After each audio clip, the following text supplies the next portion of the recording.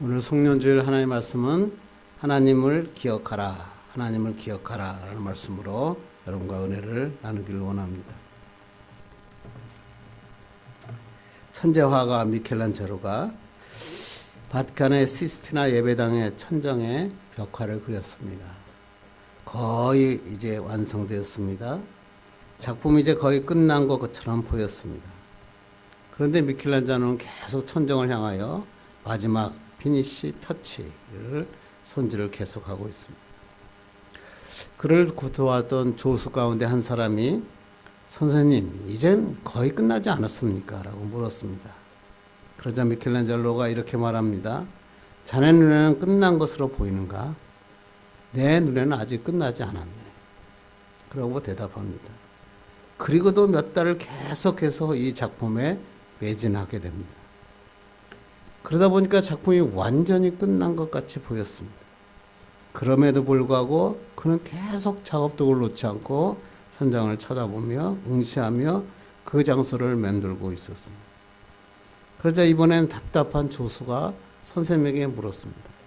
선생님, 이제는 정말 끝나지 않았습니까? 그때 했던 미켈란젤로의 유명한 말이 지금도 전해지고 있죠. 미켈란젤로가 이렇게 조수에게 얘기합니다. 내 눈에는 다 끝난 것 같은데 주님이 보시기에는 어떨지 모르지. 천장의 벽화를 보면서 내 눈에는 끝난 것 같은데 주님이 보시기에는 어떨지 모르지. 우리 인생도 마찬가지 아닐까요? 한순간 한 해를 보내는 우리가 정말 잘 보낸 사람도 있고 어렵게 보낸 사람도 있을 것입니다. 근데 더 큰 질문이 하나가 있죠. 우리가 보낸 한 해가 주님이 보시기에는 어떠했을까? 정말 주님이 보시기에 정말로 만족할 만한 한 해를 보내셨는가?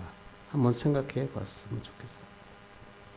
엊그제 2023년을 시작한 것 같고 금년은 또 마지막 주일이고 마지막 날입니다. 지난 한 해 2023년은 새해 첫날이 주일이었어요. 그러니까 2023년은 첫날 예배로 시작했고 마지막 날 예배로 마치는 아주 축복의 한 해였습니다. 이제 한 해를 돌아보면서 지난 날을 한번 기억해보고 되돌아보고 멋진 새해를 계획해야 됩니다. 이를 위해서 정말 우리가 가장 먼저 해야 될 일은 뭘까요? 먼저 지난 1년 동안 하나님이 나에게 베풀어 주신 은혜를 기억하고 그 은혜에 감사할 수 있어야 합니다. 우리가 많이 아는 속담 중에 이런 말이 있죠. 원수와 허물은 모래에 쓰고 은혜는 돌에 새겨라. 다른 말을 이해하면 사람은 잊어야 할 것이 있죠. 그렇지만 또 잊지 말아야 할 것이 있다는 것입니다. 잊지 말아야 할 것 중에서 가장 중요한 게 뭐예요? 은혜, 카리스. 은혜가 뭐죠? 하나님이 내게 베풀어 주신 은혜다. 이스라엘의 예루살렘의 아드바셈이라고 하는 기념관이 있습니다. 참, 저는 이 사진 보면서 제가 가보지는 않았지만 많은 은혜를 받았습니다. 야드바셈이라고 하는데 야드라는 말은 기억하다라는 이야기고 바셈은 이름이라고 하는 것입니다. 홀로코스트에서 희생자 600만 명의 이름이 한 사람 한 사람의 전부 이름을 기록해서 그 위에 돌판으로 다 붙여놨어요. 그래서 600만 명 한 사람 한 사람의 이름을 기억하는 곳이다 라는 뜻으로 야드바셈이라고 하는 이 박물관이 있습니다. 이 기념관에는 수많은 사람들이 들락거리면서 이 기념관의 천장을 보고 그곳에서 이름들을 바라봅니다. 그리고 그 기념관의 출구 쪽에는 다음과 같은 글귀가 쓰여 있습니다. 망각은 우리를 노예로 이끌고 기억은 우리를 구원으로 이끈다.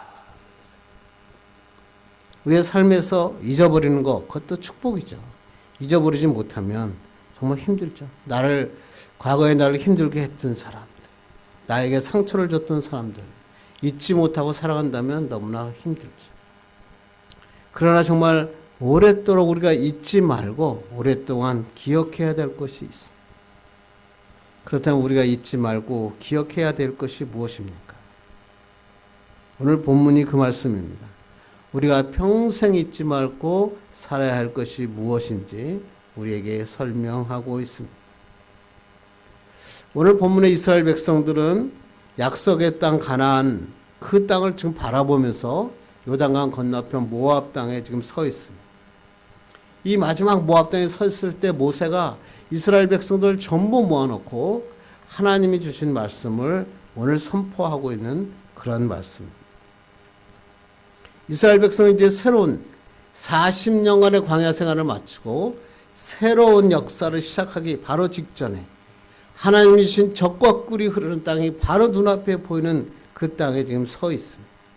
새로운 시절, 하나님의 약속의 땅, 하나님의 축복의 땅을 들어가기 바로 앞서 있는 것입니다. 이 요단강만 건너가면 40년 동안의 그 힘들고 고난의 시간을 건너가서 하나님의 축복의 삶이 기다리고 있습니다. 요단강을 건넌다는 것은 40년 동안 그리고 그 애굽의 그 노예 생활을 다 끝나고 사상 처음으로 자기가 소유한 젖과 꿀이 흐르는 땅을 정착하게 되고 이스라엘 왕국을 세우게 되는 것입니다. 이때 이 새로운 미래를 앞두고 모세는 이스라엘 백성들에게 이렇게 권고하고 있는 것입니다. 그러면 2절 읽겠습니다. 시작. 내 하나님 여호와께서 이 40년 동안에 내게 광야 길을 걷게 하신 것을 기억하라. 새로운 미래를 향하여 가기 위해서는 먼저 뭐라고요? 내 하나님을 기억하라. 하나님께서 택하신 백성을 40년 동안 광야 길을 걷게 하신 이유가 무엇인가? 이것은 좋은 일, 비옥한 땅, 복된 삶을 주기 위한 것이다 라고 하는 것입니다. 오늘 성경에 보니까 기억하라, 기억하라는 말이 계속 반복되고 있고 신명기 8장 전체는 기억하라는 말이 무려 34번 이상이나 기억을 강조하고 있어요.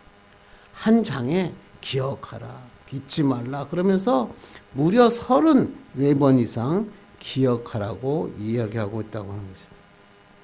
후대들에게 정말 필요한 것은 하나님을 기억하는 것이다 라고 오늘도 이야기하고 있습니다.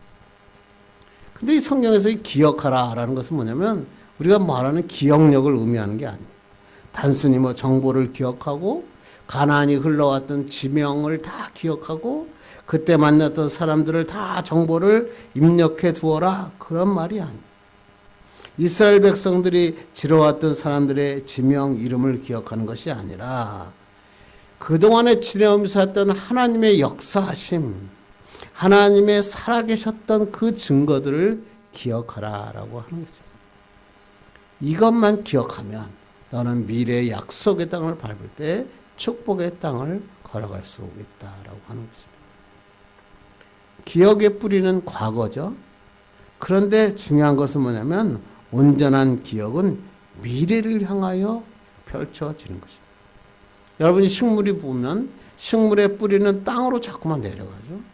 그런데 가지는 위로 향합니다. 마찬가지입니다. 건강하지 못한 기억은 감옥으로 가지만 건전한 기억을 가진 사람은 미래를 여는 창문이 됩니다. 그래서 과거를 기억하는 것이 과거를 되짚으면서 후회하고 한탄하는 것이 아니라 하나님의 역사하심을 기억하면서 미래를 향하여 달려가야 된다라고 하는 것입니다. 지금까지 역사하신 하나님이 미래에도 함께 하실 것이고 그 미래에 주시는 하나님은 놀라운 축복으로 우리에게 부어주신다라고 하는 것입니다. 그래서 전도서를 딱 보면 전도서에서 청년들에게 이런 말을 하죠. 창조주 하나님을 기억하라. 미래를 열어가는 청년들이여 그들은 하나님, 창조주 하나님을 기억하는 것이 가장 중요하다. 왜? 창조주 하나님을 기억하면 미래가 열리기 때문입니다. 미래에 대한 꿈을 가질 수 있기 때문에 그렇습니다. 그래서 성경에서는 꿈을 가져라. 미래의 그 비전을 꾸며라. 이렇게 이야기하기 전에 항상 하나님을 기억하라. 하나님을 기억하라. 하나님은 천지를 창조하셨고 지금까지 역사하셨을 뿐만 아니라 지금도 역사하시고 앞으로도 역사하신다는 것입니다. 이런 하나님에 대한 기억만 있으면 우리도 미래를 향한 소망을 가질 수 있는 것입니다. 특히 오늘 본문은 광야길을 걷게 하신 것을 기억하라. 광야는 어디죠? 황폐하고 메마른 고난의 장소죠. 그들은 불순종함으로 인하여 무려 40년 동안을 징벌을 받았습니다. 그런데 하나님은 그냥 내버려 두지 아니하시고 그들을 인도하셨어요. 구름 기둥과 불 기둥으로 인도하셨고 그들에게 기적과 은혜를 베푸셨고, 그리고 이제 이 미래를 향한 부푼 꿈을 갖고 모압 땅 산지에 서 있다라고 하는 것입니다. 그러면서 하나님께서 이런 말씀을 하십니다. 3절 보겠습니다. 시작. 사람이 떡으로만 사는 것이 아니요 여호와의 입에서 나오는 모든 말씀으로 사는 줄을 내가 알게 하려 하심이니라. 예수님이 사탄에게 시험받을 때 이 말씀하신 거 아니에요? 이스라엘 민족이 광야 40년의 시련을 겪은 이유는 사람이 떡으로만 사는 것이 아니요 여호와의 입에서 나오는 모든 말씀으로 사는 줄을 너희로 알게 하려 하십니다. 이게 하나님의 40년 계획을 세월을 계획하신 것입니다. 그래요. 사람은 돈 있으면 떡 있으면 살 것 같지만 살아보니까 그게 아니야. 하나님이 없으면 힘든다. 하나님께서는 그의 백성을 광야로 인도하셨어요. 광야는 어디예요? 열려있는 공간이에요. 그렇지만 힘들고 거친 곳이에요. 그러나 그것을 가면 하나님의 약속이 기억나는 거예요. 많은 위험이 존재하고 아주 미지의 거친 땅이지만 그들은 40년 동안 살 때 하나님의 약속과 위험을 동시에 체험했습니다. 홍해를 갔더니 홍해가 막혀있는 거예요. 그런데 홍해를 가르셨어요. 기적이 일어났어요. 목이 말랐더니 반석을 쳤더니 반석에서 생수가 터져 나왔어요. 먹을 것이 없어서 굶주렸는데 하늘에서 만나가 뛰어내렸어요.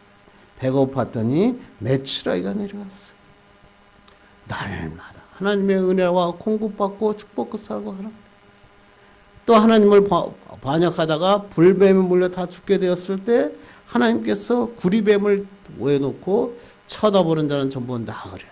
그랬더니 구리뱀을 쳐다봤더니 모든 사람이 살아나는 놀라운 체험도 했어요.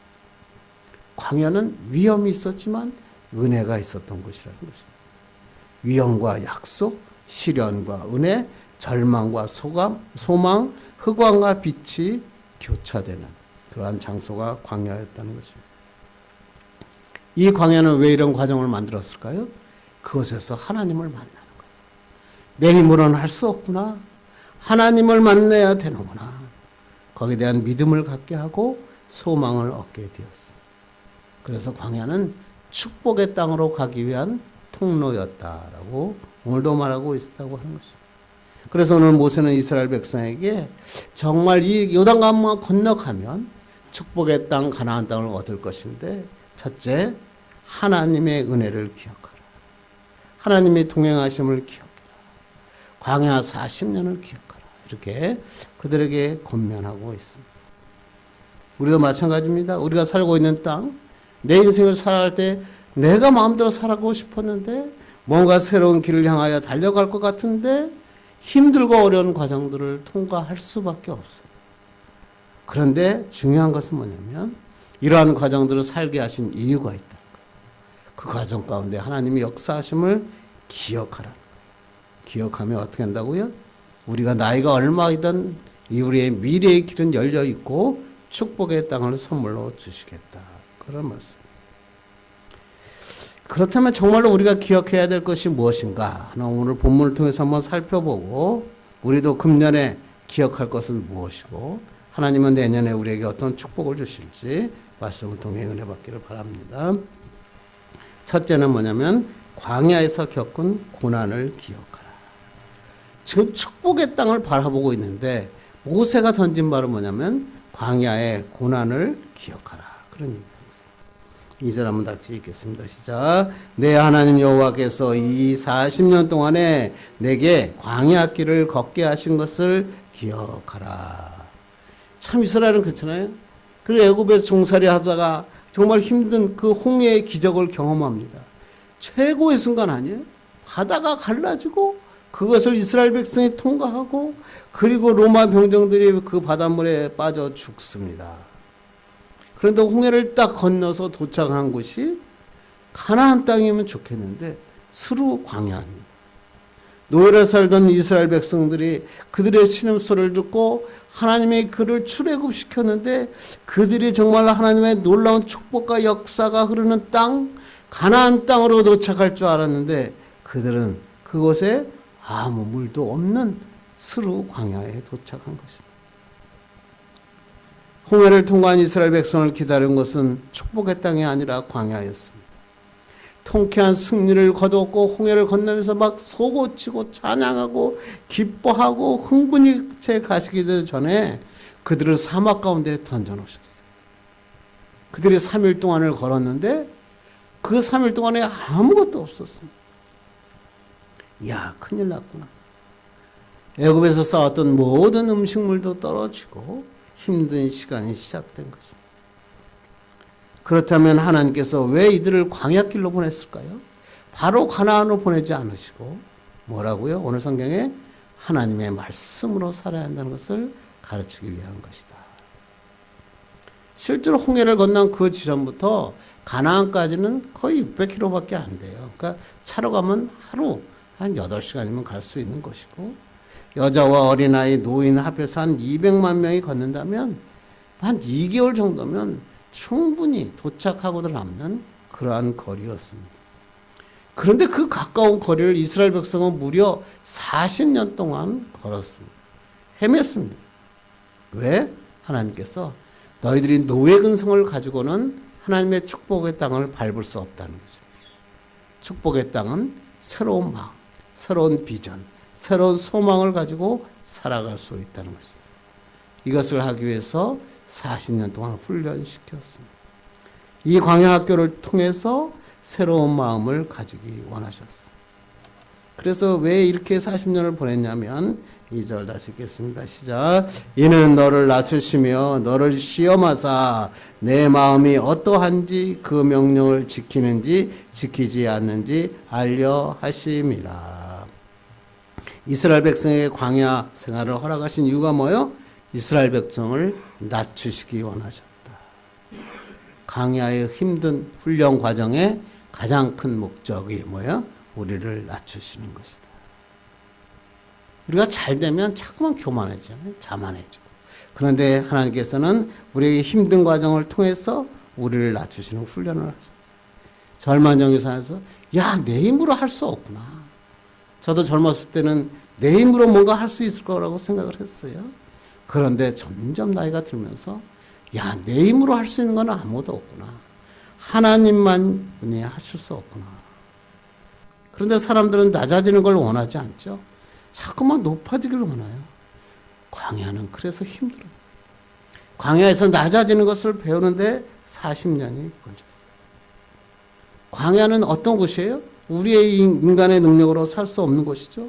그 광야길에는 우물을 파도 물이 나오지 않습니다. 농사를 지을 수도 없습니다. 그곳에는 물도 없습니다. 먹을 것도 없습니다. 어떻게만 살 수 있어요? 하나님만 바라봐야 살 수 있는 것이 광야입니다. 이스라엘 백성이 40년 동안 살면서 야, 내 힘으로 사는 게 아니라 하나님의 힘으로 사는구나. 그것을 깨닫게 된 것입니다. 우리도 마찬가지 아닐까요? 우리가 사는 세상 광야와 같습니다. 하나님의 백성으로 사는 거 그렇게 만만치 않습니다. 하나님을 믿었더니 막 물질이 막 들어오고 축복의 기적이 일어나며 막 그럴 줄 알았는데 우리에게도 고통이 찾아오고 힘든 과정이 찾아온다는 것입니다. 왜 그럴까요? 하나님께서 우리를 하나님의 백성으로 살게 하시는 거예요. 왜? 하나님만 바라봐. 세상 바라보지 말고 하나님만 바라봐라. 그래서 우리를 광야로 이끌어. 성경에서 이걸 뭐라 그래요? 하나님의 은혜다. 이게 하나님께서 우리들을 사랑하시는 방식. 이것이 바로 광야였던 것입니다. 그래서 파스칼은 이렇게 얘기합니다. 고난이라고 하는 것은 사람을 더욱 깊고 위대하게 만드는 도구다. 고난이라는 도구를 통해서 우리를 단련하고 정금같이 만드셔서 세상이 감당 못하는 축복의 사람으로 만들어 주신다. 이것을 갖다 신앙의 빛이다. 이렇게 얘기하는 것입니다. 우리에게 고난이 온 줄 알았는데 지나고 보니까 그게 축복이. 아, 이것이 하나님의 축복이었구나. 이런 것을 얻게 된다는 것입니다. 우리가 잘 아는 강영우 박사님 아시죠? 한국인으로서 미국에서 가장 성공한 사람, 강영우 박사. 미국 대통령이 임명하고 상원 인준을 거쳐야 하는 500인의 공직자 중에 한 사람. 백악관 국가장애위원회 정책차관보. 참, 이 사람 그 이야기를 들을 때마다 참 많은 은혜가 돼요. 중학교 할 때 축구공을 잘못 맞아가지고 실명을 하죠. 그런데 그것으로 끝나는 게 아니라 이것을 충격을 받아서 그의 어머니가 8시간 만에 어머니가 뇌졸중으로 죽습니다. 졸직하지, 원래 아버님은 2년 전에 돌아가셨고 어머님이 모든 것을 유지하며 살았는데 어머님이 갑자기 돌아가시고 나니까 소녀 가장이 된 17살 누나가 평화시장에 가서 봉제공장 미신공으로 일하면서 3명의 동생을 키우다가 누나가 과로로 숨지고 맙니다. 이 비극의 연속인 거예요. 축구공 하나 잘못 맞아가지고 눈을 잃고 어머니를 잃고 또 누나까지 잃게 될 거죠. 그래서 남동생은 철물점으로, 여동생은 고아원으로 보내고 자신은 맹인 재활센터로 들어갑니다. 그런데 그곳에서 강영우 박사는 하나님을 만납니다.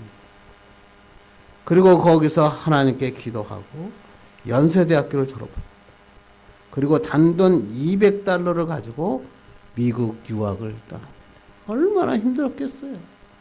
재정적으로 힘들었고 장애인이라는 편견 견뎌내기 어렵습니다. 1976년에 우리나라 최초로 시각장애인 박사를 받았습니다. 근데 박사학위를 받았는데도 불구하고 아무도 글을 써주는 데가 없었습니다. 한국에서 아무리 노크를 해도 한국에 들어올 자리가 없었습니다. 그런데 그 미국에서 하나님의 새로운 길이 열렸고 그것이 바로 미국 대통령 정책 차관보라고 하는 엄청난 자리까지 올라가고 UN 세계 장애인 부의장으로 일하는 것 같다고 했습니다. 그는 이렇게 얘기합니다. 지금 생각해 보면 그때 눈을 뜨게 해달라고 하나님 앞에 그렇게 기도했는데 자신의 기도에 하나님이 노라고 응답하신 것이 축복이었다.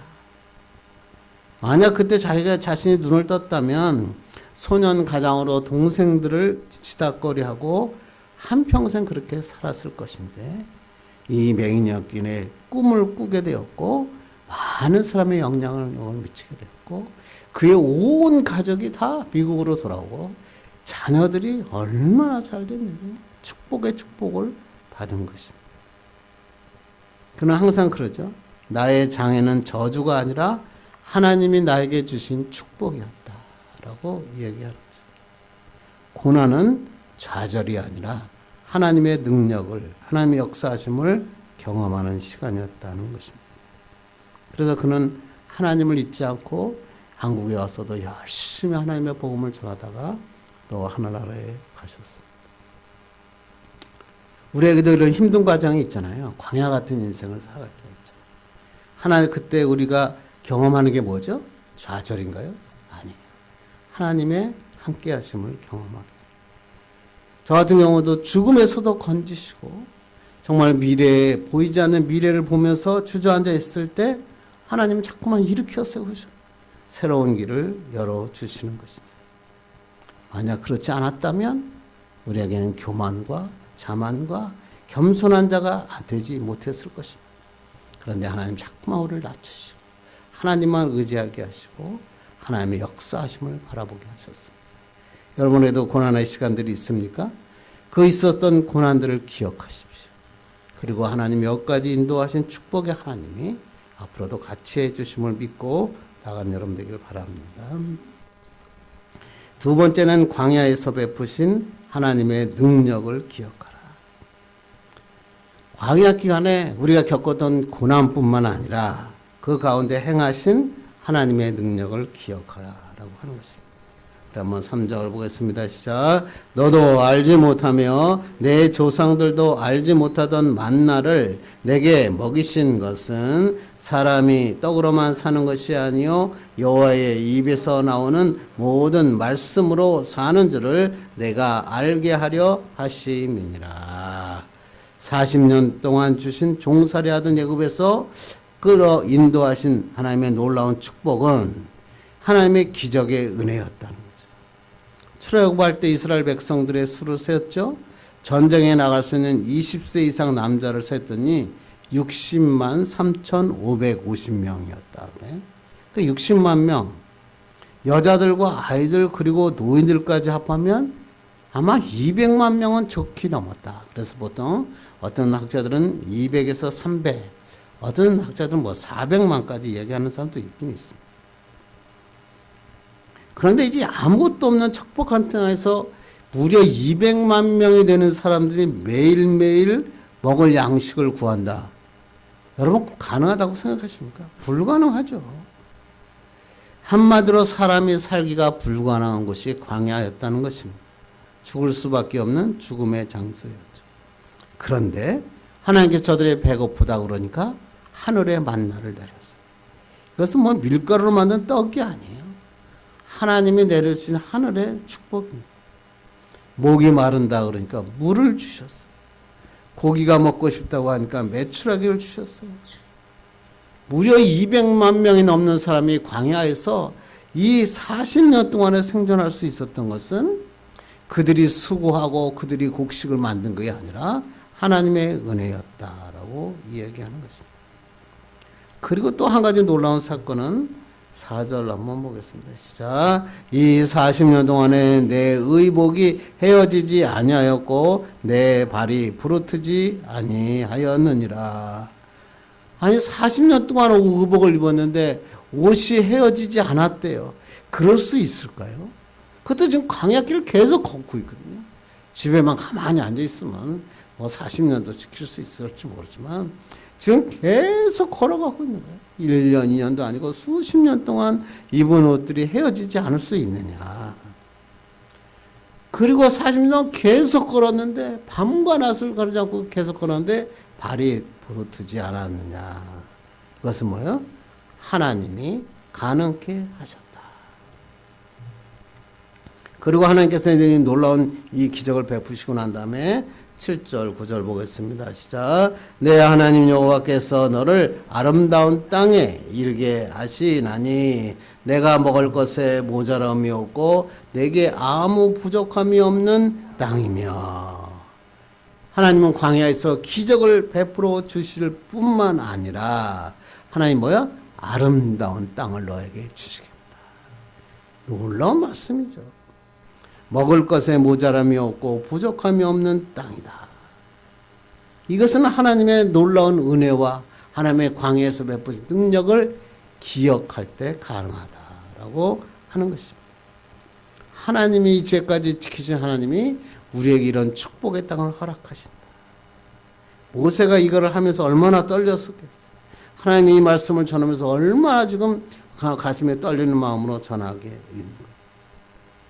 그들이 이스라엘 백성이 이 말을 듣고 이 말씀에 순종했더니 어떤 일이 나요? 가나안 땅을 점령하죠. 그들의 힘으로 전쟁 한번 해본 적이 없는 그들이 그 여리고성을 점령하고 7개의 성을 다 점령하고 축복의 놀라운 역사가 일어나고 이스라엘 왕국을 세웠고 다윗과 같은 훌륭한 왕을 세웁니다. 궁극적으로 메시아이신 예수 그리스도가 이 땅에 태어나게 됩니다. 이와 같은 희망, 바로 그것이 우리의 예수 믿는 자의 희망입니다. 희망을 가질 때 우리는 승리할 수 있습니다. 나이가 들면 희망이 사라지죠? 그러나 하나님을 믿으면 희망이 자꾸만 생겨납니다. 하나님이 2024년엔 어떠한 축복을 나에게 부어주실까? 나는 그 하나님을 기대하고 기대합니다. 그렇게 기도하는 거죠. 그렇게 기대하며 우리를 살아갈 때 우리의 미래가 열리고 지경이 넓혀지는 축복이 일어나는 것입니다.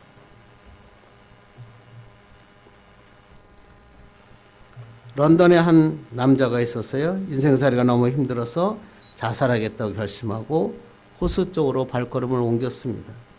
그런데 호수로 가는 도중에 어느 미술 가게 앞을 지나게 되었어요.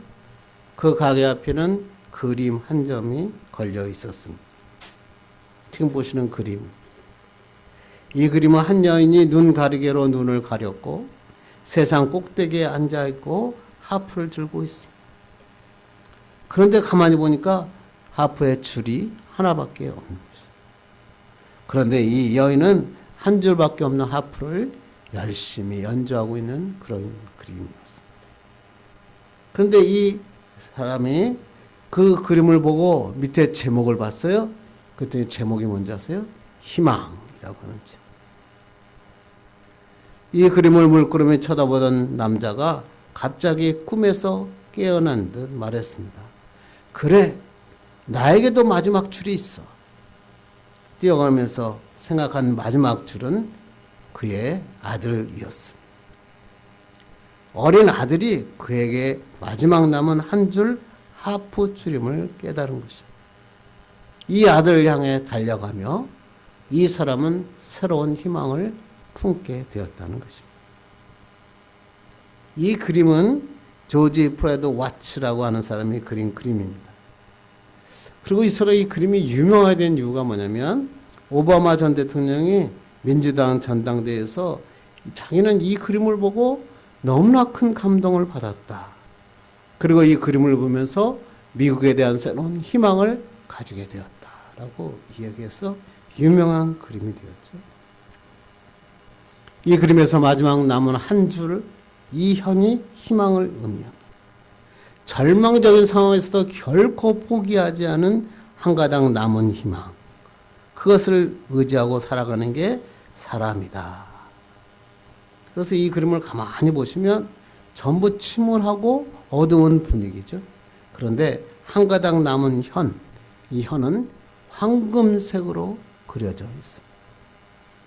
저 찬란한 황금빛 줄에서 흘러나오는 희망의 노래가 지구 방방곡곡에 흘려나갈 것을 기대하며 그림을 그린 것입니다. 그래서 미국의 남북전쟁 당시에 서머셋 윈너라고 하는 사람은 이 그림을 보고 감화를 받습니다. 그리고 이 그림을 보고 너무나 큰 충격을 받아서 이걸 보고 노래를 작곡을 합니다. 그게 여러분이 잘 알고 있는 희망의 속삭임이라고 하는 노래입니다. 여러분 너무 잘 알죠? 거룩한 천사의 음성 내 귀를 두드리네. 부드럽게 속삭이는 앞날의 그 언약을 어둠 밤 지나가고 폭풍 후 그이면 동명엔 광명의 햇빛 눈부시게 비치네. 이런 희망의 속삭임을 노래할 수 있었다라고 하는 것입니다. 우리가 살아가면서 붙들어야 될 게 이 마지막 한 줄 희망입니다. 이제는 아무런 것도 할 수 없다고 무능한 시간들이라고 생각할 때 희망을 붙잡아야 됩니다. 희망을 히브리어로 티크바라고 하는데 티크바는 노끈이란 뜻입니다. 노끈 줄을 말하죠. 여러 개의 실을 머리처럼 따서 막은 것, 그것을 우리는 티크바, 희망이라고 합니다. 이 줄이 다 없어지고 하나도 없을 때 마지막 남은 한 줄, 그것을 목숨을 향해 붙잡는 것, 그것을 희망이라고 이 사람들은 이야기하는 것입니다. 여러분의 최종적인 끈은 누굽니까? 아까 그 남자처럼 아들입니까? 아닙니다. 우리의 최종적인 끈은 하나님입니다. 우리가 하나님을 붙잡으면 희망이 나옵니다. 그래서 이제 우리가 2024년에는 희망을 노래해야 됩니다. 현실은 힘들고 미래는 암담해도 하나님의 끈을 붙잡으면 미래가 열려지고 황금빛으로 변하게 되는 것입니다. 이런 축복의 땅을 바라보길 바랍니다. 이제 말씀을 맺으려고 합니다. 오늘 금년도 마지막 주일이자 마지막 날입니다. 오늘 하나님께서 모세를 통하여 우리에게 하나님을 기억하라 우리에게 말씀하셨습니다. 지난 1년 동안 우리와 함께 하신 하나님, 지금도 예배할 수 있는 이 자리까지 인도하신 하나님, 그 하나님이 우리에게 축복의 땅, 미래의 땅을 열어주실 것을 믿고 하나님 앞에 기도하는 여러분 되기를 바랍니다. 부족함이 없고 풍족하고 나누어주고 베푸는 하나님의 새로운 한 해가 되기를 주님의 이름으로 축원합니다. 기도하겠습니다. 하나님 감사합니다. 오늘도 하나님의 은혜를